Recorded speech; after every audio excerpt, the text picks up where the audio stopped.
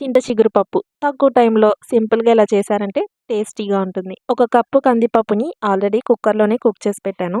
ఇందులోకి medium size ఉల్లిపాయ, పచ్చిమిర్చి ముక్కలు, నీట్ గా క్లీన్ చేసి పెట్టుకున్న చింత చిగురుని వేసుకోవాలి. ఒక కప్పు కందిపప్పుకి 2 కప్స్ చింత చిగురు వేసుకుంటే పులుపు కరెక్ట్ గా ఉంటుంది. పప్పులో వాటర్ ఏమీ లేదు కదా, సో హార్డ్ గా ఉంది కాబట్టి ఒక కప్పు వాటర్, ఇందులోనే పావు టీ స్పూన్ పసుపు, హాఫ్ టీ స్పూన్ కారం వేసుకొని మొత్తం కలిసేలా ఒకసారి మిక్స్ చేసుకున్నాక కుక్కర్ మూత పెట్టేసి మీడియం ఫ్లేమ్ లో 1 విజిల్ వచ్చాక స్టవ్ ఆఫ్ చేసేయాలి. ప్రెషర్ మొత్తం కంప్లీట్ గా పోయాక మూత తీసి చూస్తే చింత చిగురు, మనం వేసిన ఉల్లిపాయ, పచ్చిమిర్చి ముక్కలన్నీ చక్కగా కుక్ అయిపోయి ఉంటుంది. ఇంక ఇందులోకి టేస్ట్ కి సరిపోయిన సాల్ట్ వేసుకొని ఒకసారి మొత్తం కలిసేలా మిక్స్ చేసుకున్నాక తాలింపు పెట్టుకోవడం. పప్పుని ఇంకా మెదపవసరం లేదు, ఆల్రెడీ చింత చిగురు పప్పు సాఫ్ట్ గా కుక్ అయిపోయి ఉంటుంది. గరిటతో కలుపుకుంటేనే చాలు. తాలింపులో ఇంగువ మాత్రం మిస్ అవ్వకండి. ఒకసారి ఈ ప్రాసెస్ లో ట్రై చేయండి. Do subscribe for more. వీడియోకి ఒక లైక్ అండ్ షేర్.